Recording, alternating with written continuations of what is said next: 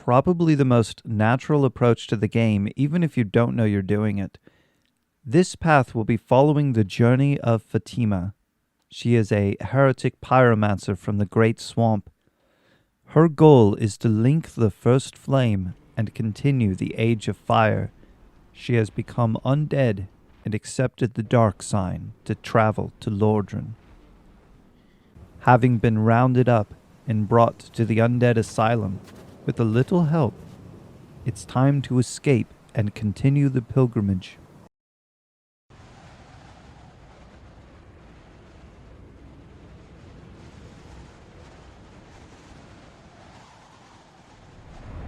At Firelink Shrine, there are some lowly characters to talk to and some scraps to pick up.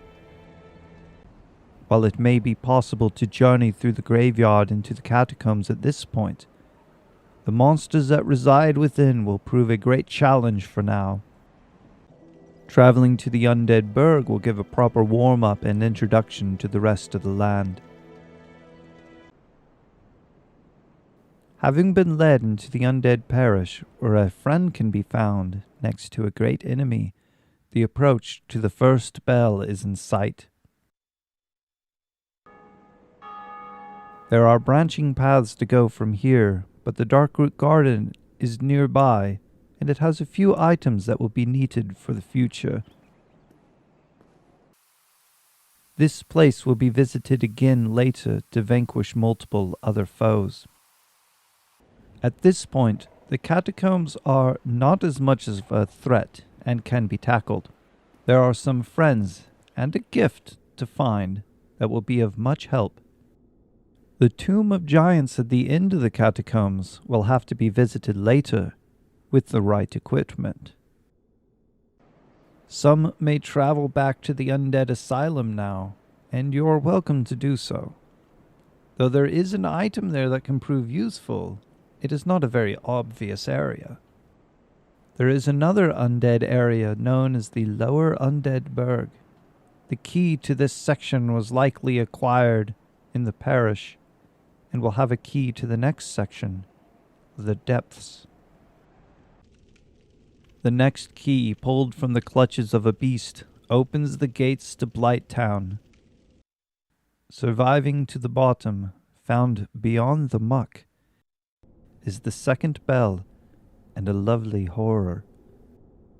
With the 2 bells rung, the gate forward has opened, being back in Firelink Shrine to recover and discover. This is also the second opportunity, and probably the best, to take the detour back to the Undead Asylum. A true test of what has been learned is at hand. Sin's Fortress will make or break, as it has many times before. If successful, a trip past the Great Wall to Anor Londo is the prize.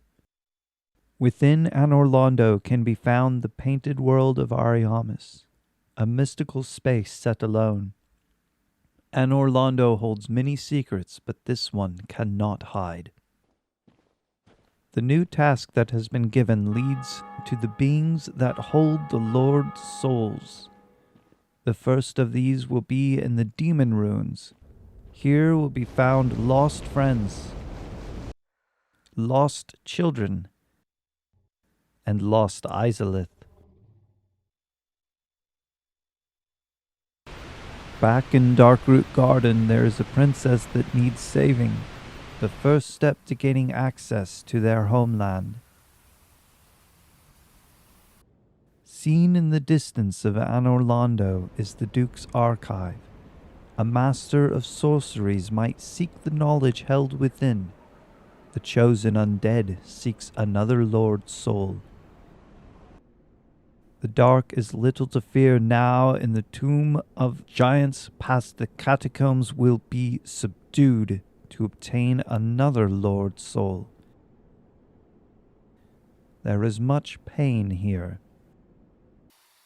Remembering the trouble of a princess, perhaps there is more to learn by returning to where she was once held captive. Ulasil will be saved, Dusk will be at peace, and allies will be made. Venturing into Darkroot Garden for the last time to pay respects to fallen adversaries and old saints, a trial of heart awaits that must be overcome. Not gravity nor darkness will deter the chosen. What's held in New Londo will fear the storm that follows the undead, if it has the capacity. Here will be the last Lord soul needed. With the Lord vessel satisfied, the jail that has sealed away the kiln of the first flame is open.